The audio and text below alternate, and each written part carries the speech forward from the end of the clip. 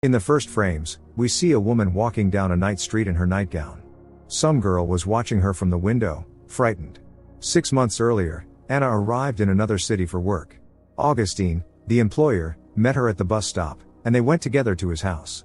Augustine lives outside the city in a luxurious cottage. Anna couldn't help but admire it. First, Augustine showed Anna, who would be working as a caregiver, her room. The girl looked around the house, which seemed too big for just 2 people. Anna's attention was drawn to the paintings and the art supplies. But what worried her most was meeting the patient, Sarah, who was in a coma.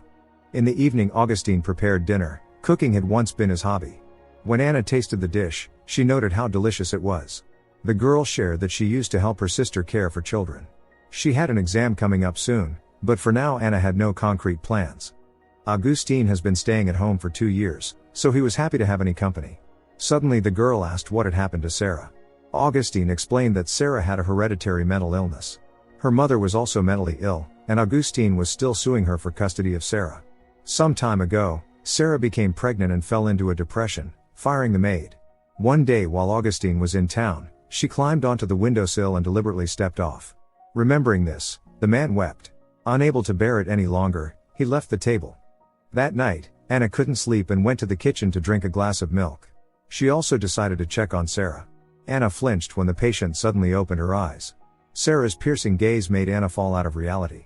The girl returned to the patient's room, seeing a broken glass and spilled milk on the floor. Anna suspected she had sleepwalked and searched for information online. Some causes of sleepwalking include stress and changes in environment. Augustine had no intention of shifting all the responsibilities of caring for his wife onto the caregiver, so Anna had time to study. Later, Anna watched Augustine work in his workshop. He noticed the girl and called her over. Wood carving was now Augustine's only outlet. Anna was impressed by his work. Every time she tried to talk about Sarah, Augustine changed the subject. In the evening, Anna wrote to her sister Marta about her sleepwalking episodes. In response, Marta sent a funny picture. At night, Anna was awakened by music. She didn't dare leave her room. Augustine's house was full of books and photographs of his wife. Sarah used to be a real beauty. Anna decided to read a novel to the patient. Augustine liked that. His wife used to love reading aloud too.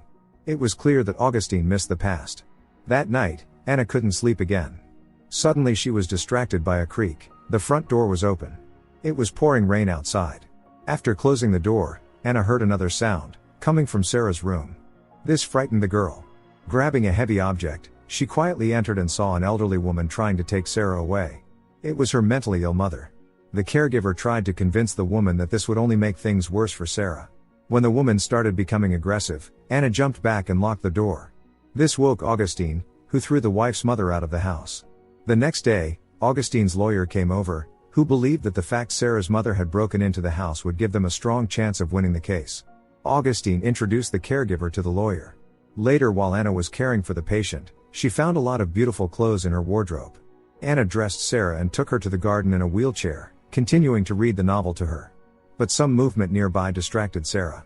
It was just some curious neighborhood children who called Sarah Sleeping Woman and claimed that every night she walks into town and steals people's souls. Anna treated it as just children's fantasies, saying that even if Sarah could walk, she wouldn't harm anyone. When the children left, Anna looked again into Sarah's piercing eyes, and the next moment she found herself in the car. Anna didn't remember anything at all, feeling completely disoriented. Pulling herself together, she rushed to the garden. Sarah was still there.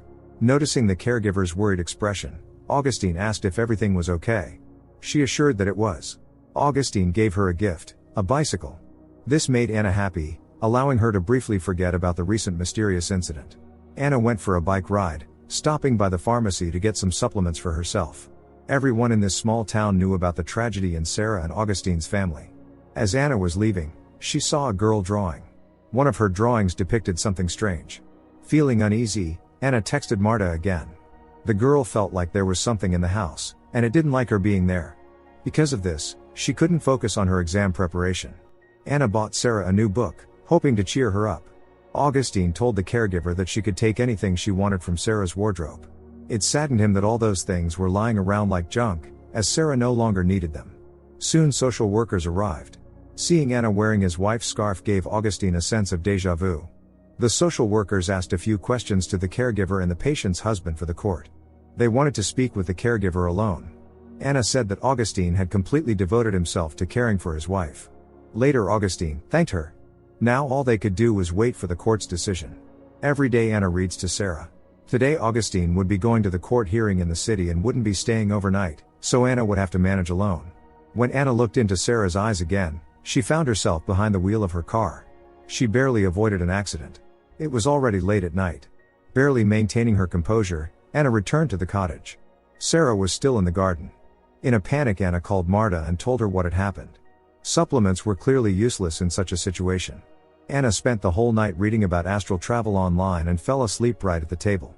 In the morning, Augustine returned and hugged Anna, telling her they had won the court case.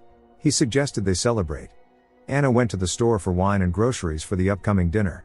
There she met the same boy and girl again, as well as Manuela, their mother.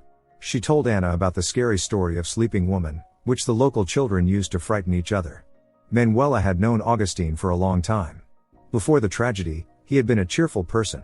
Manuela was surprised that Augustine had decided to hire a caregiver, as he never let anyone help him before. In the evening, Augustine cooked dinner and offered Anna his signature drink, which turned out to be too strong. They had a great time. Augustine hadn't laughed so sincerely in a long time. They were close to crossing the line. Feeling attracted to Anna, Augustine realized he should leave. That night, Anna couldn't sleep again. In the morning, she packed her things and was ready to leave. Her feelings for Augustine were interfering with her work. He couldn't stop Anna, but he offered to give her a ride. At one point, unable to bear it any longer, Augustine stopped the car. It was really hard for him to cope on his own, and he wanted Anna to stay. In the end, their feelings took over. Back at the house, Anna used Sarah's makeup. In the next moment, Anna was woken by Augustine, who gently took a shard from her hand. After treating her cut palm, he asked what had happened. The girl didn't remember anything. It really scared her. While Augustine went to get bandages, Anna rushed into Sarah's room, knowing it was her doing. When Sarah opened her eyes again, Anna found herself in the garden. This had happened several times. Anna asked Augustine if he had ever felt like there was something off about Sarah. The girl told the beloved about her memory lapses, convinced that Sarah was somehow involved. Augustine thought it was nonsense and intended to take Anna to the doctor the next day. She was prescribed a strong sedative. Since everyone in this town knows each other, Anna asked the pharmacist, lured, for the phone number of the maid who used to work in Augustine's house.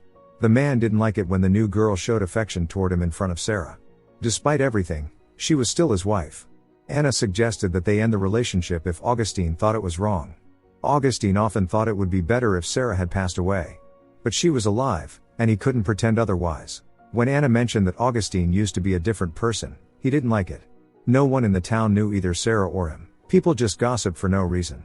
Anna knew she could never replace Sarah, no matter how much Augustine might want that.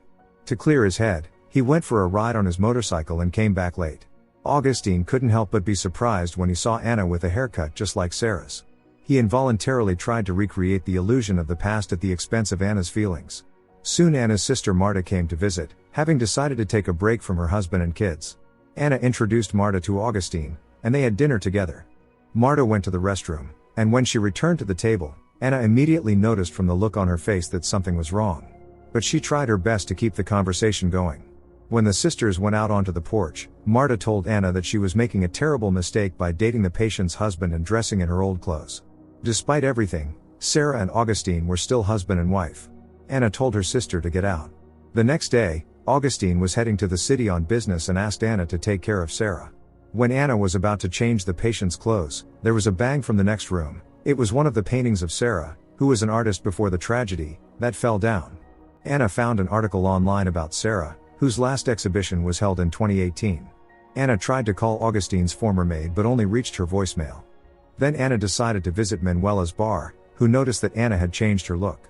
Manuela agreed to talk, revealing that Augustine used to be a very sociable person, but after marrying Sarah, he broke ties with all his old friends and hardly left the house. Sarah had been impulsive and often caused scenes in public. It seemed that Augustine really loved her, as he had given up his former life. Manuela believed that no one could help Augustine as long as Sarah was alive. At home, Anna had another memory lapse. She found herself near a canvas with a paintbrush in her hand. However, Anna said nothing to Augustine. She was very afraid of hurting him and herself. Of course, Augustine couldn't help but notice her condition. Anna woke up in a ward, not remembering what had happened yesterday. Augustine told her she was pregnant. Both Augustine and Anna were happy. but she couldn't shake her sense of unease. Augustine took care of his beloved in every way possible. At some point, Anna said she wouldn't go back to that house because of Sarah. Now Anna needed to focus on her child above all else. Augustine made a difficult decision, to put Sarah in a care home. He knew he had to move on, or the past would consume him completely. Anna wanted to be the sole mistress of the house. Augustine had already arranged for his wife to be placed in the nearest care facility. Anna was enjoying her pregnancy and life with Augustine, ignoring messages from Marta. On the other hand, Anna understood that this couldn't go on forever. She had to tell her sister the truth. Augustine gave his beloved a gift, a wooden bust of her. That night, Anna couldn't sleep, continuing to ignore calls and messages from her sister. Looking out the window, Anna saw the light in Augustine's workshop. Anna immediately felt unwell. The next moment she found herself on the roof. Barely avoiding falling, Anna managed to climb back in through the window. Summoning her courage, she went to Augustine's workshop. He, by the way, was working there at the time. When Augustine fell asleep, Anna took some sleeping pills, but it didn't work. She found herself in the garden, where she dug up a tin box from the ground. Inside was an old button phone. At home, after finding a suitable charger, Anna managed to turn on the phone. Apparently Sarah was secretly using the spare phone to communicate with her mother, in secret from her oppressive husband. Hearing Augustine's voice, Anna quickly hid the phone and pretended that everything was fine. The next morning when Augustine left, Anna went to Sarah's mother, Sophia, and asked her what really happened. It turned out that Sarah had lost her unborn daughter even before the jump. After that, Sarah wanted to report Augustine to the police, but he talked her out of it. Since then, Sarah hadn't spoken to her mother.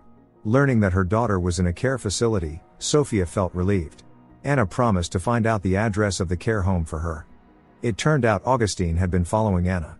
On the way back, he told her that everything Sophia said was a lie because she was crazy. However, Anna started to have doubts. Maybe Augustine wasn't as good as he first seemed. When Augustine went into a gas station store, Anna panicked, realizing he had locked the car doors. At home, Anna refused dinner. Augustine's former maid called her back. Pretending it was Marta, Anna managed to talk to the maid in another room. It turned out that it wasn't Sarah who fired her, but Augustine. The maid's words confirmed Sophia's version that Augustine wasn't who he pretended to be. Anna realized that all this time, Sarah wasn't trying to drive her out of the house but to warn her. Hearing footsteps, Anna ended the call. Augustine seemed caring, but Anna was certain it was deceptive. Unable to sleep, Anna entered Sarah's studio where her paintings were still hanging. Without knowing why, Anna picked up a paintbrush. When she came to her senses, she saw a painting of a woman being pushed by a man. That's how Anna realized the terrible truth. What happened to Sarah wasn't an accident. Augustine's workshop was locked. Anna climbed onto the roof using a ladder and saw through the skylight that Sarah was here. In reality, Augustine hadn't taken her to any care home. Anna couldn't process what she was seeing. Before Augustine noticed her, she drove off in her car. But at some point Anna stopped and began to cry. She couldn't leave Sarah there. Grabbing a wrench, Anna returned and broke the lock on Augustine's workshop. She was going to rescue Sarah, but the next moment she found herself near the car. Augustine noticed her. Anna said she wanted to leave. Augustine tried to convince her to see a doctor, but Anna knew she wasn't crazy. And Sarah wasn't crazy either, unlike Augustine. Anna tried to escape but Augustine wouldn't let her. He grabbed Anna, but she managed to wound him and lock herself in the workshop. As Augustine started banging on the door, Anna, crying, hugged Sarah. She was terrified. Suddenly Anna and Sarah switched bodies. Sarah was intent on taking revenge on her husband, slowly advancing toward him. Falling to his knees, Augustine tearfully begged his wife for forgiveness, but she was relentless. Thus the revenge was complete, and Sarah was freed. 5 months later the woman gave birth to a baby girl, whom she named Sophia, after her grandmother. Don't forget to subscribe to our channel not to miss more exciting new products.